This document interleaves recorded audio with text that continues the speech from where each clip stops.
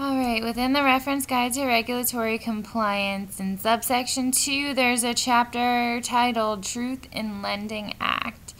To the extent that it is updated, I'm going to read it now. PDF page 323. The Truth in Lending Act was enacted in 1968 as part of the Consumer Credit Protection Act and became effective in 1969. The implementation of the law was the responsibility of the Federal Reserve Board until 2011, when the authority was given to the Consumer Financial Protection Bureau. The Truth in Lending Act is implemented through Reg Z, Truth in Lending. The primary purpose of the original law was to make credit shopping easier for consumers by requiring disclosure of certain credit terms in a meaningful and uniform manner. The Truth in Lending Act also contains rules that limit or regulate certain credit practices. Reg Z also contains provisions implementing the Fair Credit Billing Act relating to open-end credit disputes and customer liability.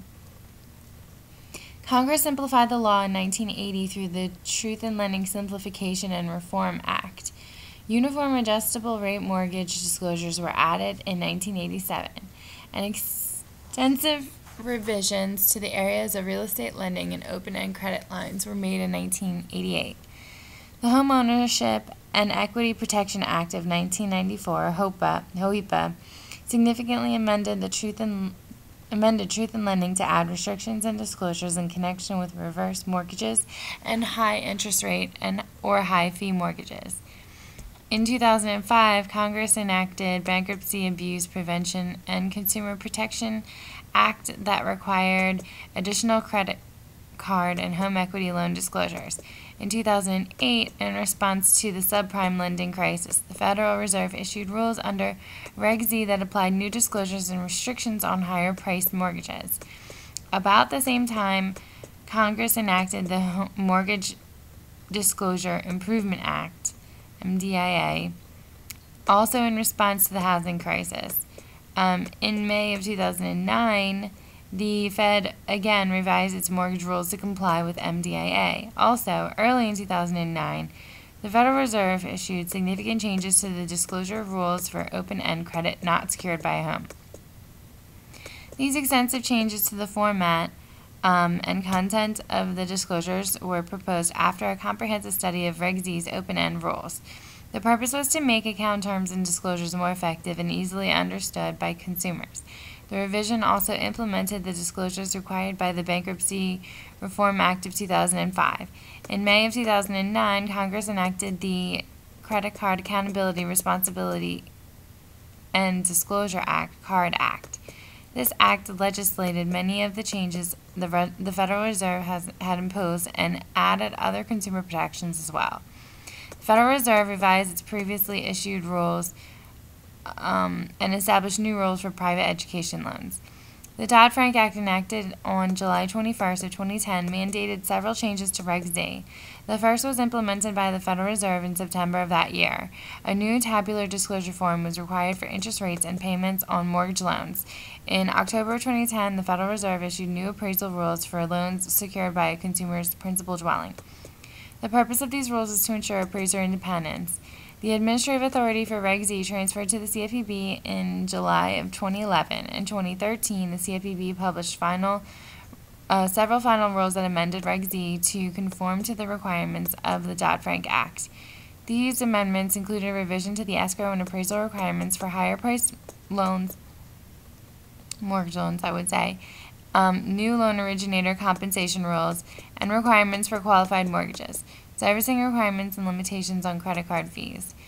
The new escrow requirements were effective on June 1st of 2013. The other mortgage-related rules were effective January 14th of 2014. The credit card fee rule was effective in March of 2013. The Bureau slightly amended its new rules again in May to delay the effective date of the credit insurance rule and to temporarily expand an exception to the loan officer compensation rule. In 2013, other mortgage-related changes to Reg Z were issued by the CFPB, including an overhaul to the disclosure documentation, resulting in an integration of the TILA and RESPA disclosures. Parts of Reg Z that are final but are not effective until August 1st, 2015 are shaded.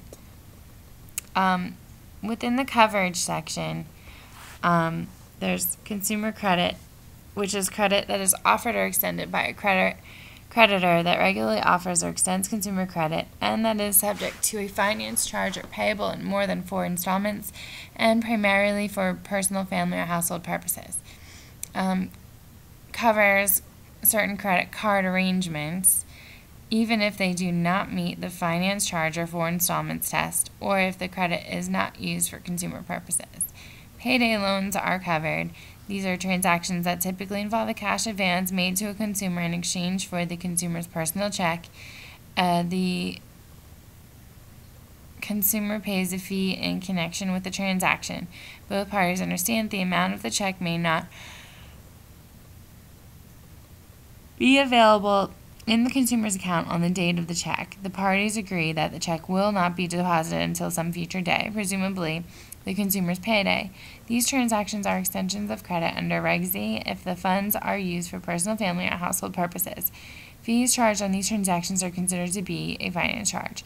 Consumer home equity applications offered by non-creditors are also covered under Reg Z. It seems that part 2 is meant to define creditor.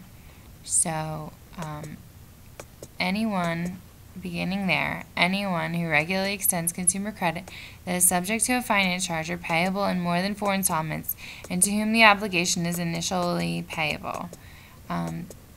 B, a creditor regularly extends credit if it has made more than 25 consumer loans in the preceding calendar year, or 5 loans that are secured by a dwelling during the previous calendar year, or 1 closed-end loan secured by a principal dwelling in which the borrower paid a high interest rate or paid a high fee, including all such loans obtained through brokers. Fourth, any creditor that in the past did not meet the previous calendar year standards but is currently meeting them must begin to make the required disclosures. And C, any card issuer that extends either open-end credit or credit that is not subject to a finance charge and is not payable by written agreement is in more than 4 installments. Exceptions to Reg Z. Fairly lengthy, I would assume.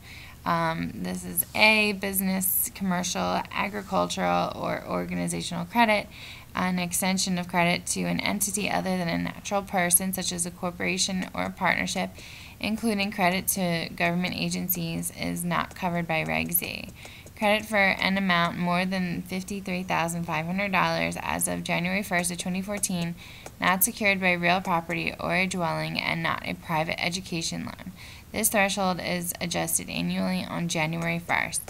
Public utility credit, securities or commodities accounts, home fuel budget plans, student loan programs, and an extension of credit, provided it comprises fully vested funds to a participant in an eligible employee-sponsored retirement plan, a tax-sheltered annuity, or an eligible government-deferred compensation plan.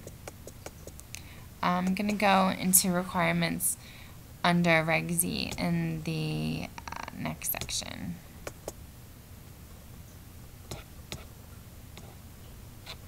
Actually, why not I try to just discuss from a high level what's required under Reg Z. You have the disclosure statements and the timing of that being before consummation. As of August of 2015, the following rule will become effective, which has been pushed back to October, except for private education loans completely. If a disclosure statement provided prior to consummation becomes inactive or inaccurate, I should say, due to subsequent events, the creditor must make the following disclosures before consummation, which is any charged term unless the original disclosure was based on an estimate and labeled as an estimate, and all changed terms in the APR changes more than 1/8 of 1% from that which was originally disclosed in a regular transaction of more than 1/4 of 1% in an irregular transaction. Consummation is the point at which the consumer becomes contractually obligated on the credit transaction. So that's being defined so that we know that the disclosure statement has to go out before that point. The definition of an application is the next thing being given. Generally, an application is the submission of a consumer's financial information for the purposes of obtaining an extension of credit. As of August 1st of 2015, the following definition of an application applies as noted. For loans secured by real property, an application consists of the following information: the consumer's name, income, and social security number, the property address, and an estimate of the value of the property and the mortgage loan amount sought. Mortgage transactions defined as loans secured by a consumer's dwelling, subject to RESPA. A good faith estimate of the disclosures required by Reg Z must be delivered or mailed to the consumer not later than the third business day after the creditor receives the consumer's written application. As of 8/1/15, this requirement will apply only to reverse mortgages. Other mortgage loans will be subject to the integrated TILA RESPA early disclosure.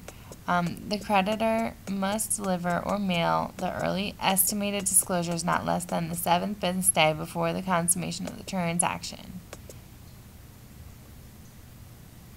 This early disclosure requirement does not apply to home equity lines of credit covered by Reg Z disclosures nor to timeshare plans. As of 8/1/15, HELOCs are covered by the new TILA RESPA integrated disclosure requirements.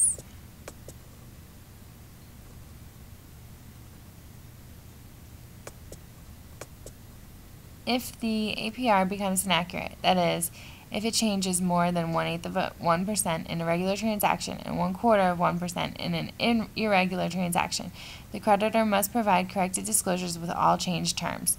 The consumer must receive the corrected disclosure no later than 3 business days before consummation. Unless they are delivered in person, corrected disclosures are deemed to be received by the consumer 3 days after they are mailed. All of the early disclosures, initial and corrected, must contain the following sentence: you are not required to complete this agreement merely because you have received these disclosures or signed a loan application. For purposes of these delivery requirements, a business day is any day the lender is open to the public for conducting substantially all of its business functions. Neither the creditor nor any other person may impose a fee upon the consumer in connection with the application for a transaction that is subject to RESPA and secured by the consumer's dwelling before the consumer has received the early good faith estimate disclosure. When the disclosure is mailed, the consumer can be presumed to have received the disclosure 3 business days after it is mailed. Fees for credit reports related to the consumer are exempt from this prohibition as long as the fee is bona fide and reasonable in amount. For purposes of determining when the applicant receives the disclosures and the 7 business day waiting period, a business day is any calendar day except Sundays and legal holidays specified by law such as New Year's Day, Martin Luther King Jr. Day, President's Day, Memorial Day, Independence Day, Labor Day, Columbus Day, Veterans Day, Thanksgiving Day, and Christmas Day. Waiver of the waiting period. In the case of a bona fide personal emergency, a consumer may waive the 7 business day waiting period or the 3 business day waiting period by providing a creditor with a written dated waiver that describes the bona fide personal emergency and is signed by all consumers who are primarily liable on the transaction. A pre-printed form may not be used. Timeshare plans. The early disclosure rules for mortgages do not apply to timeshare plans. However, on timeshare plans subject to RESPA, a creditor must provide a good faith estimate of the TILA disclosures the earlier of the consummation of the transaction or 3 business days after the receipt of the application. And if the APR changes outside of the tolerance 1/8 of 1% in a regular transaction or 1/4 of 1% in an irregular transaction, corrected disclosures must be provided at consummation or settlement. For purposes of the delivery requirements of this rule, a business day is a day on which the creditor's offices are open to the public for carrying on substantially all of its business functions. Variable rate transactions secured by a dwelling. In a variable rate transaction with a term greater than 1 year that are secured by consumer's principal dwelling, certain disclosures must be given at the time an application is provided or before the consumer pays a non-refundable fee, whichever is earlier.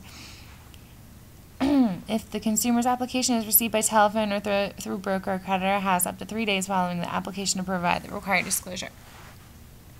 And that disclosure I refer to as a special information booklet about variable rate mortgages. G. Mail or telephone orders. If a creditor receives a request for an extension of credit or a purchase order by mail, telephone, or fax without face-to-face or direct telephone solicitation, the creditor may delay the disclosures until the due date of the first payment if the following representative information is made available in written or electronic form before the actual purchase order. That's cash price or the principal loan amount, total sale price, finance charge, APR, and if it can increase after consummation, the following: the circumstances under which the rate may increase, any limitations on the increase, and the effect of an increase, as well as the terms of repayment. As of 8/1/15, this rule will not apply to private education loans or mortgage loans. Lastly, covered are private education loans, and certain disclosures must be provided at the time of the application. A disclosure statement must be provided within 3 days of receiving an application. The basis for disclosures, and disclosures must be based on legal obligation between parties. If information on which a disclosure is based is unknown, the creditor must estimate the following and state that the disclosure is an estimate. For demand obligations, disclosures must be based on an assumed maturity of 1 year. Format and content of disclosures. Format of disclosures. The required disclosures must be in writing, conspicuously segregated from all other disclosures and information provided. Segregation can be achieved by using a separate page, setting off the specified disclosures with heavy lines, placing the required disclosures in a ruled-off box, federal box, and using a different color background or type style. Material not directly related to the required information must be disclosed outside the federal box. Disclosures may be provided in electronic form subject to consumer consent and other provisions of e-sign, except for the following: when applications are accessed by the consumer in electronic form, the early home loan disclosures may be provided without regard to the consumer consent provisions of e-sign, and disclosures delivered in electronic advertisements. Before going into the content of disclosures, on page 309, I'm going to take a break.